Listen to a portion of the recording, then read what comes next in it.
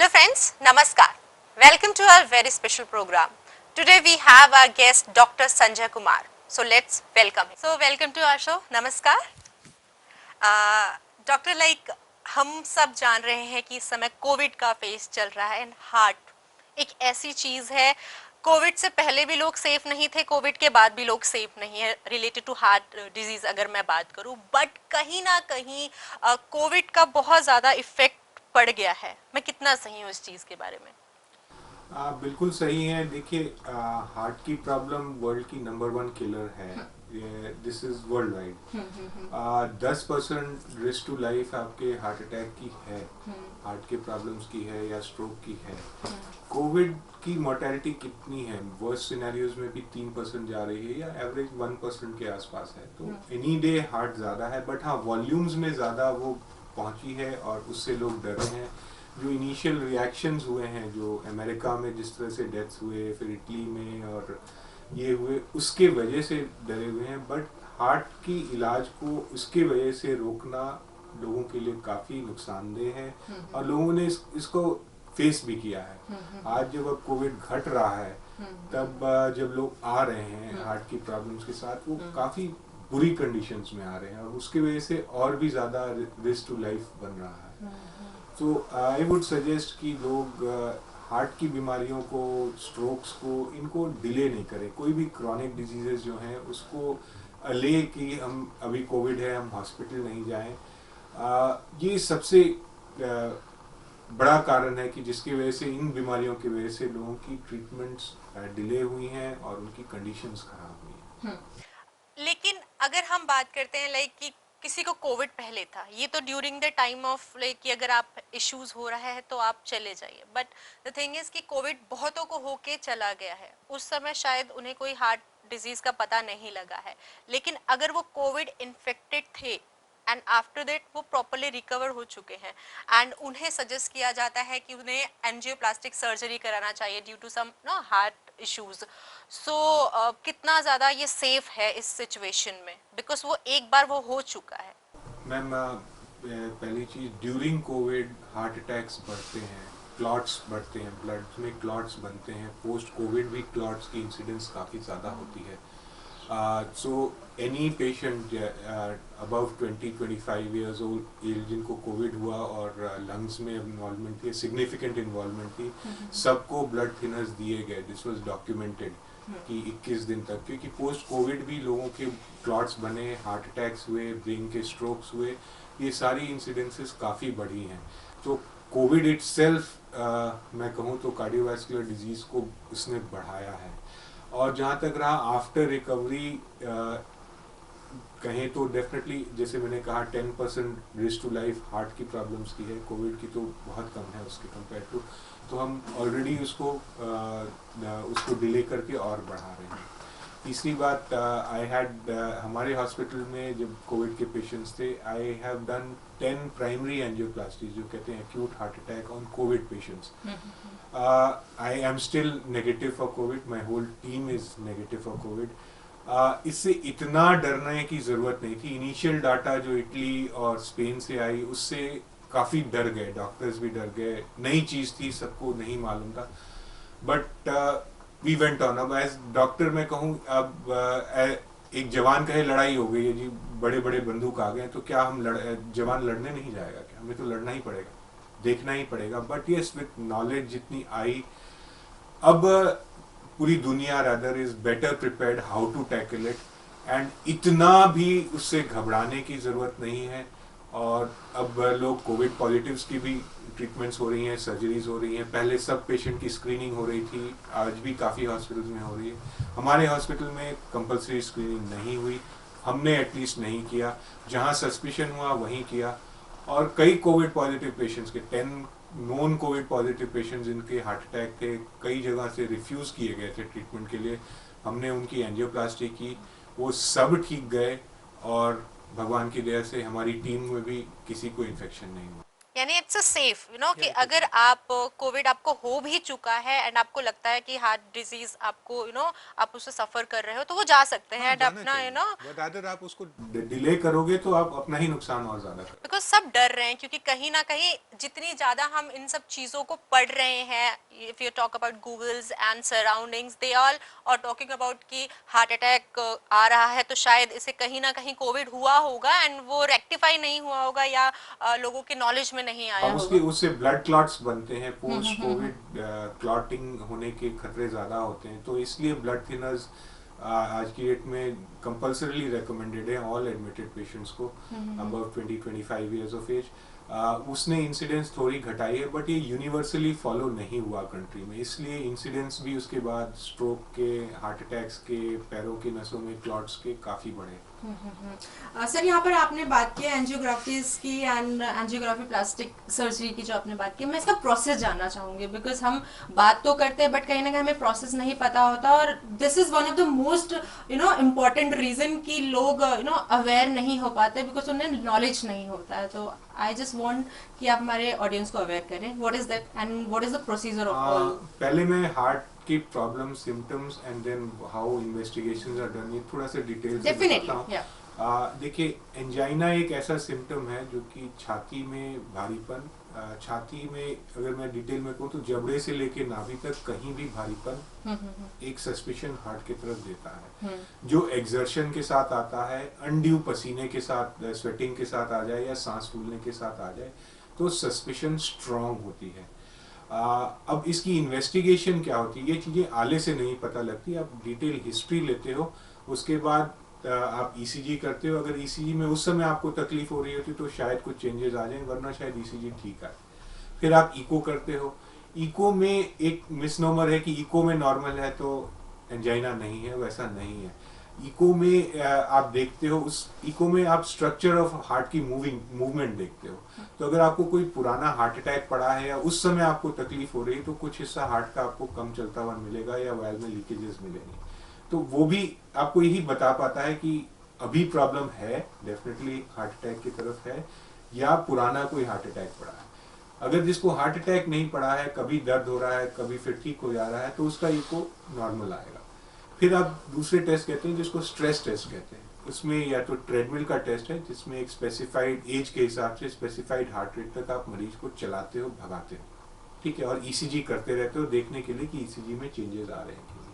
अगर आपको उस दौरान छाती में दर्द या सिम्टम होते हैं और ईसीजी में भी चेंजेस आते हैं तो बहुत स्पेसिफिक होता है कि नहीं ये तो हार्ट से ही हो रहा है। दूसरा है जो चल नहीं पाते, उनके लिए हम इको से करते हैं, दवाई देके धड़कन तेज करते हैं और इको से देखते हैं कि जब हार्ट रेट तेज हुआ तो ईसीजी में भी बदलाव आया और इको में कुछ हिस्सा हार्ट का कम चलने लगा, तो वो भी एक डायग्नोस्टिक टेस्ट है। ये दोनों टेस्ट कहते हैं indirect evidence of coronary artery disease. अब इन टेस्टों की एक्यूरेसी 70-80% है, 100% नहीं है। नेक्स्ट आता है एंजियोग्राफी, जिसको गोल्ड स्टैंडर्ड हम कहते हैं। एंजियोग्राफी आज की डेट में दो तरीके से होता है, सीटी एंजियोग्राफी एंड नॉर्मल जो एंजियोग्राफी हम करते थे।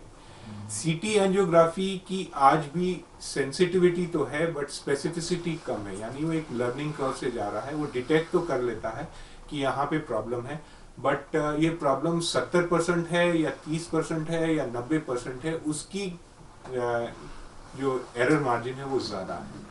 तो आज की डेट में सीटी एंजियोग्राफी हम यंगर पेशेंट को, जिसको किसी को चेस्ट पेन हो रहा है जिसमें रिस्क फैक्टर्स कम है, उनको हम कहते हैं सीटी एंजियोग्राफी से कंफर्म कर लो, कोई प्रॉब्लम नहीं। बट मैं कहूँ 45 के बाद या जिसमें सिम्टम्स ज़्यादा हैं या ईसीजी या इको में चेंजेस हैं, तब सीटी एंजियोग्राफी इसलिए नहीं एडवाइस करते कि अगर उसमें प्रॉब्लम निकलेगी तो आपको नॉर्मल एंजियोग्राफी करानी ही पड़ेगी। और जो डाई आप इस्तेमाल करते हो दोनों एंजियोग्राफी में सेम यूज होता है। नॉर्मल एंजियोग्राफी में जो डाई हम यूज करते हैं सिलेक्टिवली हार्ट की नस के अंदर जाके वहाँ दवा देते हैं, तो वो दवा डाई भी हम कम यूज करते हैं, यानी आपकी किडनी पे लोड कम पड़ता है और वो 100% गोल्ड स्टैंडर्ड होता है। नॉर्मल जो एंजियोग्राफी होती है वो हाथ से आज की डेट में 70-80% लोगों की हाथ की नसों से ही होती है, नहीं तो पैर की नस से होती है। अगर ये नस बंद है, पतली है या फॉर व्हाटएवर रीजन, नहीं तो पैर की नस से होती है। उसमें एक छोटा सा कैथेटर हम ऊपर लेके जाते हैं हार्ट तक और वहाँ से दवाई उसमें इंजेक्ट करते हैं, उसका एक्सरे फोटो लिया जाता है। तो जहाँ नैरोइंग होगी दवाई रुक के जाएगी तो वो दिखने लगती है। ये इसको कहते हैं प्रोसेस ऑफ एंजियोग्राफी।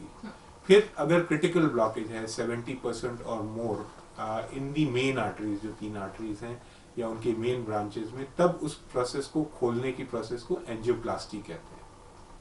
एंजियोप्लास्टी में जहाँ से हमने वहाँ दवाई दी, उसमें फिर एक पतला सा तार जहाँ ब्लॉकेज है उसके अक्रॉस लेके जाते हैं।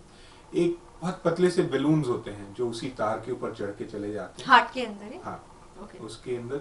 और जहाँ ब्लॉकेज है उस बैलून को आप फुलाएंगे तो ये ब्लॉकेज क्या होते हैं, एक तरह से चर्बी होती है तो वो दीवार से चिपकती है, ठीक है।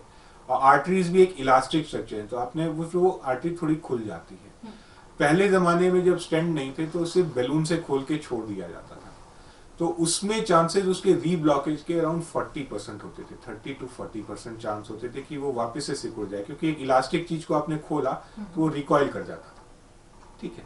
तो वो उस वजह से वो इतना पॉपुलर नहीं था, इसलिए बाईपास तब भी एक नॉर्म थी कि ज्यादा है तो बाईपास करा लो, एक आध जगह छोटी मोटी ब्लॉकेज है तो बैलूनिंग करा लो।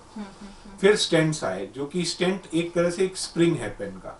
आपने जब बैलून कर दिया उसके बाद वहां पे स्प्रिंग ले जाके, वही बैलून के ऊपर चढ़ा हुआ होता है, बैलून के ऊपर कोलैप्स स्टेट में होता है, वही बैलून पे ले जाए और बैलून फिर फुलाएंगे तो वो स्टील का होता है, तो वो उसके वहां पे ऐसे रह जाएगा।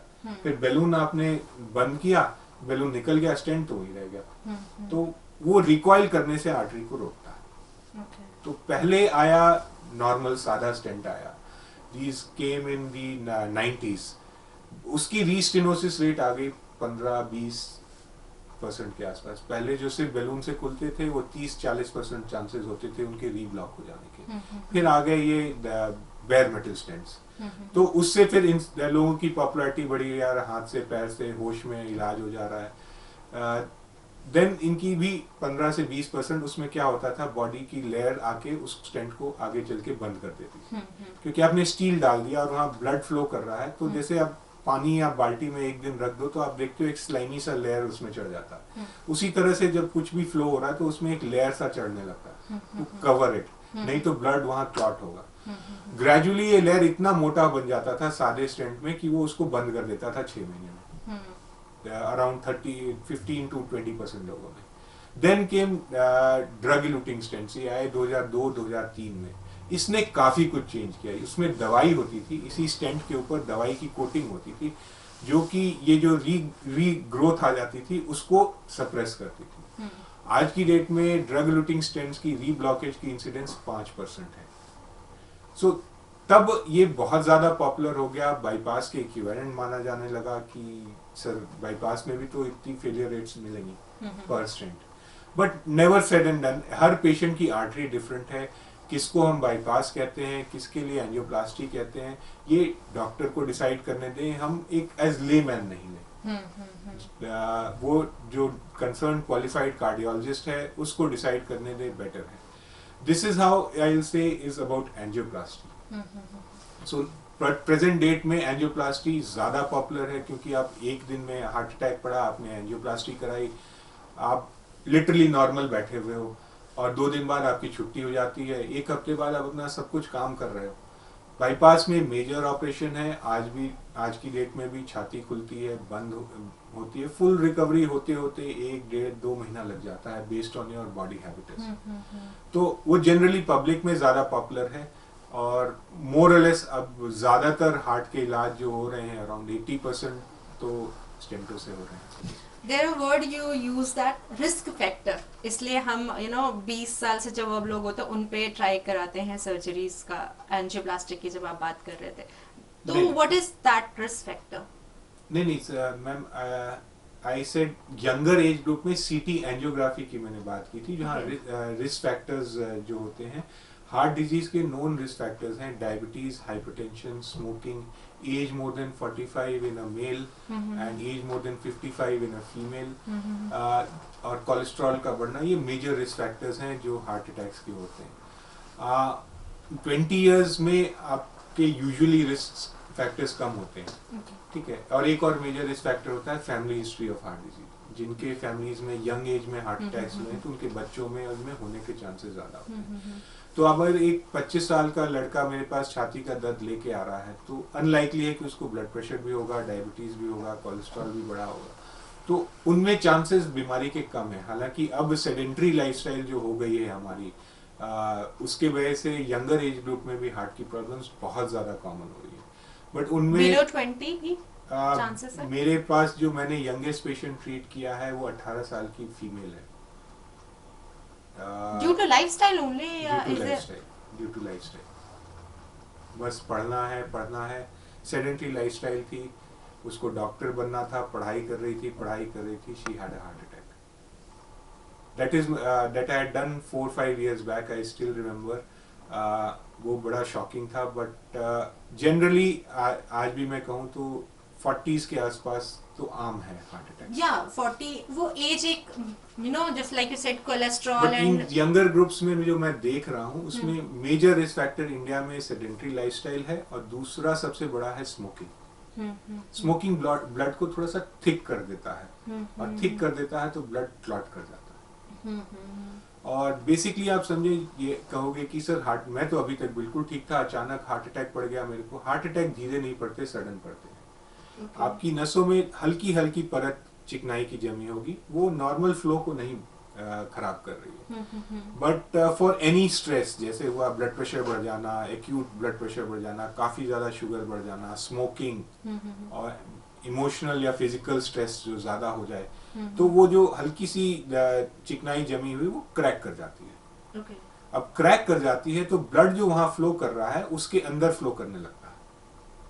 अब वो अंदर फ्लो करने लगता है तो वो सूजने लगता है, वहां क्लॉट बनने लगता है, थोड़ी देर में वो हार्ट अटैक में बदल जाता है। जैसे अभी प्रोमिनेंट स्पोर्ट्स पर्सन्स, इन सबको हार्ट अटैक्स पड़े। क्या होता है सर, हम कहते हैं exercise is good for heart, but overdoing of exercise is also leads to rupture of these plaques. Really? Yeah. I mean, how? मैंने कहा ना, स्ट्रेस एक बहुत बड़ा फैक्टर है, चाहे वो फिजिकल हो या इमोशनल। तो हम as a cardio exercises, as a cardio कहते हैं, lifting weights and bench presses, and ये आपके ऊपर स्ट्रेस डालता है। बियॉन्ड द एज ये एडवाइजेबल नहीं है। तो इंडिया में एक प्रॉब्लम है कि सब चीज को हम गैस से जोड़ना शुरू कर देते हैं। हम जब पैदा हुए हैं तब से हमें बता दिया गया है गैस की बीमारी है, जो कि सर में भी अटक जाती है, पैर में भी अटक जाती है। 70 to 80% of gas symptoms heart के सिम्टम्स होते हैं, जो लोग इग्नोर कर रहे होते हैं। तो जब तक हम उसको गैस की सिम्टम से निकलते हैं, तब अगर इरेगुलर बीटिंग ऑफ हार्ट हुई, आपकी डेथ हो जाती है। तो first hour deaths of heart attack जो है 5-7%, दुनिया में आज भी उसको आप कंट्रोल नहीं कर पाए। पहले कहें 20-30-40% रिस्क टू लाइफ थी हार्ट अटैक्स की, आज वो 10% के आसपास आ गई है। बिकॉज आप टाइमली ट्रीटमेंट लेते हो एंजियोप्लास्टी से या ऐसे, तो हॉस्पिटल में आके यूजुअली डेथ नहीं होती अनलेस कि बहुत सिक होता है पेशेंट। ठीक है, but that first hour death जो 7% के आसपास है, 5 to 7%, वो आज भी दुनिया में हाई है। That is sudden deaths due to irregular beating of heart, वो आज भी। आपने एक वर्ड यहाँ पर अभी जब एक्सप्लेन कर रहे थे तो कहा था कि जो एज वगैरह होती है फीमेल्स में एंड मेल्स में हार्ट अटैक की, वो आई थिंक डिफरेंट है। 10 साल का डिफरेंस है। इट इज योर जो हार्मोन्स हैं, फीमेल हार्मोन्स जिसको हम कहते हैं, oestrogen, progesterone, give you protection till you attain menopause. तो यूजुअल एज ऑफ मेनोपॉज जो होती है अराउंड 45 to 50 के बीच में होती है फीमेल की। उसके बाद भी अराउंड 5 to 10 years तक उसकी प्रोटेक्शन रहती है। तो उसके बाद अराउंड 55 के आसपास रिस्क ऑफ हार्ट अटैक दोनों की सेम हो जाती है। मेल में 45 होती है, जो रिस्क फैक्टर क्राइटेरिया में फीमेल के लिए 55 आती है। बच्चे जो छोटे बच्चे होते हैं बिलो 10 years, उनमें भी हार्ट डिजीज बहुत अभी देखने को मिल रही है, बहुत ही ज्यादा हो रही है। हार्ट ट्रांसप्लांट की बात करें तो बच्चों में भी कई हमें वो एक डिफरेंट बीमारी है, वो कॉर्नरी आर्टरी डिजीज नहीं है। उसके दो एस्पेक्ट्स हैं। एक हुआ कंजेनाइटल, बचपन से जब हम पैदा हुए तब से हार्ट में छेद है, या एक हिस्सा हार्ट का छोटा है या नहीं डेवलप हुआ है, उसको हम कंजेनाइटल हार्ट डिजीजेस कहते हैं। उसकी ट्रीटमेंट्स भी अब एडवांस होने लगी हैं। जैसे हार्ट के 4 चेम्बर होते हैं, कईयों के 2 के आसपास भी चल रहे हैं, उनके बचपन से ही ऑपरेशन हो के they also lead come to a life of around 20 to 30 years। तो उसमें भी काफ़ी एडवांसेस हुई हैं, उसमें भी सर्जरी की प्रोसीजर्स थी, और जैसे एंजियोग्राफी स्टेंट की तरह भी वहाँ पे भी काफ़ी एडवांसेस हुई हैं। दूसरी एक बीमारी थी जिसको कहते थे हम रूमेटिक हार्ट डिजीज़। वो यूजुअली 10 years के आसपास बच्चों में वाल्व की सूजन हो जाना और वाल्व में लीकेजेस बनना, ये यूजुअली 7 to 10 years से स्टार्ट होते थे और 20, 21, 25 साल 30 साल तक लोगों को डेबिलिटेट करती थी। इसकी इंसिडेंस पहले बहुत ज़्यादा थी। इसका direct relation socio economic status से होता है, जिसको रूमेटिक हार्ट डिजीज कहते हैं। जैसे जैसे इस देश का सोशियो इकोनॉमिक स्टेटस इम्प्रूव हुआ है, इसकी भी इंसिडेंस काफ़ी कम हुई है। तो रूमेटिक हार्ट डिजीज एक चीज़ था जो क्रिपलिंग था फॉर अ पॉपुलेशन। अब कहें 21 साल की उम्र में आपके हार्ट के वैल्व बदले जा रहे हैं, सांस फूल रही है, वो एक क्रिपलिंग था। But that has at least gone down because India का सोशल इकोनॉमिक स्टेटस अब इम्प्रूव हुआ है, अब काफ़ी कम हो गया है। हाँ, आज भी मैं कहूँगा जो स्टेट्स हैं जहाँ गरीबी ज़्यादा है, बिहार, यूपी के कुछ हिस्से, मध्य प्रदेश के, वहाँ अभी भी इसकी इंसिडेंस है, बट वहाँ पे भी अब इनकी इंसिडेंस घटने लगी है। Okay. मैं एक नॉर्मल लैंग्वेज में पूछ रहा हूँ क्योंकि हमारे दर्शक इतना टेक्निकली नहीं जा पाते हैं, तो सुनते वर्ड्स बहुत है ना, हम भी सुनते हैं, जो आम पब्लिक वो भी सुनती है। Undergoing bypass surgery, open heart surgery और एंजियोप्लास्टिक सर्जरी, इनमें सिंपल भाषा में अगर हम बोले तो क्या फर्क है? अब मैं बाईपास सर्जरी पे जाता हूँ। बाईपास मतलब एक बाईपास रोड बना दिया, नस मल्टीपल जगहों पे ब्लॉक्ड है, तीनों नसों में मल्टीपल ब्लॉकेजेस हैं। तो आपने पैर की नस, या कुछ लोगों की छाती के अंदर की नस निकालते हैं, या हाथ की एक नस निकालते हैं। इसको निकाल के हार्वेस्ट करके जहाँ पे जो नस है उसमें नीचे जोड़ दिया, और आगे जो मेन ट्यूब होती है वहाँ पे जोड़ दिया, तो खून ऐसे आने लगता है। नॉर्मल आर्टरी ऐसे है, मल्टीपल ब्लॉकेज है, तो आपने यहाँ से यहाँ एक रास्ता बना दिया, खून ऐसे आने लगता है, इस रास्ते का कोई ज़रूरत नहीं, इसको बाईपास कहते हैं। दूसरा आया open heart surgery. Open heart surgery भी मोरलेस सिनोनिमस यूज होती है। अब बच्चों में भी जो स्ट्रक्चरल हार्ट डिजीज की प्रॉब्लम है, जिसमें वाल्व में लीकेज है, छेद है, उनकी भी छाती खोली जाती है। यानी आपने चेस्ट को खोला तो वर्ड ओपन हार्ट की तरह आया। अब जब भी आप स्ट्रक्चरल हार्ट डिजीज के लिए ऑपरेशंस करते हो, या पहले जब हम ये बाईपास सर्जरी करते थे, तो आपको कार्डियोपल्मोनिक बाईपास मशीन पे लेना होता था। उसमें हार्ट को रोक दिया जाता था और आपकी सर्कुलेशन एक दूसरे मशीन से चल रही होती थी। फिर आपने ऑपरेशन कर दिया, उसके बाद वापस से वो हार्ट को चलाया जाता था, और बाईपास जो कृत्रिम बाईपास मशीन थी उससे ब्लड वापस आता था और वो चलता था। तो आज भी होता है ये, बट उसमें जब आप वापस हार्ट चलाते हो तो पोटेशियम बढ़ना, इरेगुलर बीटिंग, ये सब की रिस्क होती थी।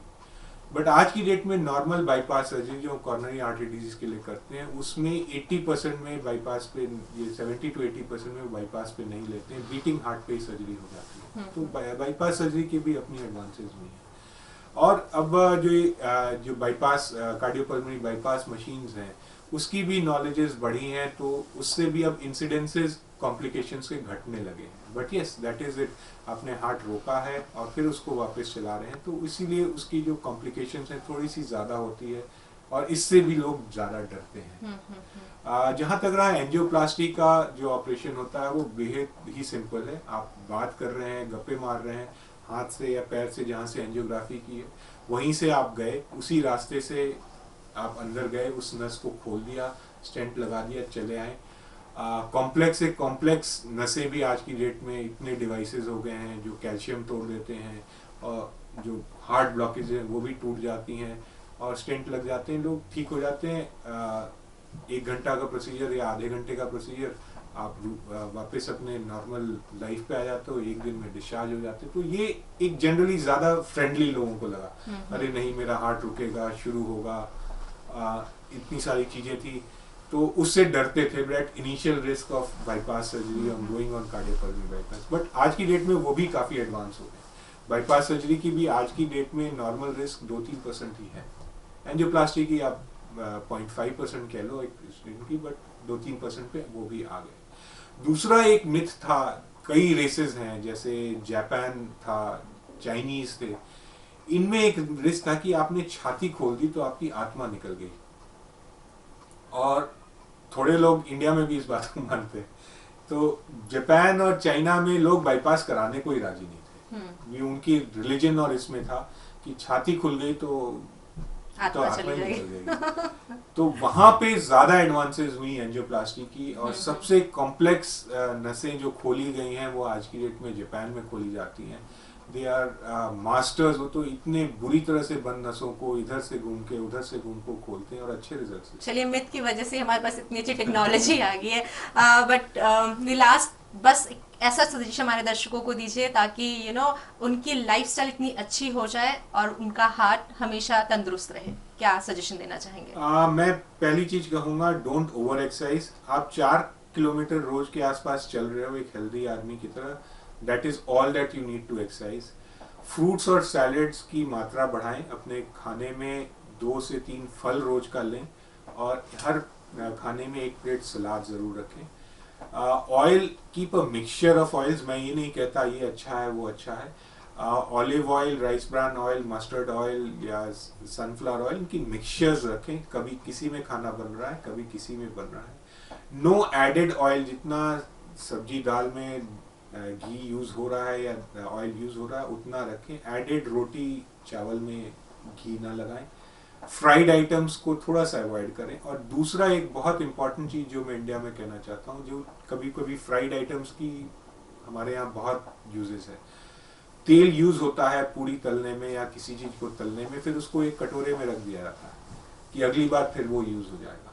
ऑयल जब भी एक बॉइलिंग पॉइंट पे अपनी पहुंच गया है, उसके बाद उसकी स्ट्रक्चर चेंज हो जाती है। तो आप जब उसको दूसरी बार यूज करते हो तो उसके वो जितने भी आप बेनिफिट सोच के उस ऑयल को लाए हो वो सारे नेग्लिजिबल हो जाते हैं। तो reheating of oil and reusing of oil एक बहुत बड़ा इंडिया में कारण है हार्ट की प्रॉब्लम्स के बढ़ने के। तो जस्ट फिजिकल एक्सरसाइज रखें, अपनी फ्रूट्स एंड सैलेड्स रखें, ऑयल कम से कम रखें और मिक्सचर रखें, रीहीटिंग ना करें। स्मोकिंग नेचुरली, डायबिटीज अच्छा कंट्रोल करें, ब्लड प्रेशर की दवाइयाँ लें। दिस इज व्हाट आई से लिव लाइफ। सब कुछ करो लाइफ में, बट किसी चीज की अति मत करो। That is all that you need to do. Thank you so much for these valuable talks जो आप हमारे दर्शकों के सामने किया। Thank you so much.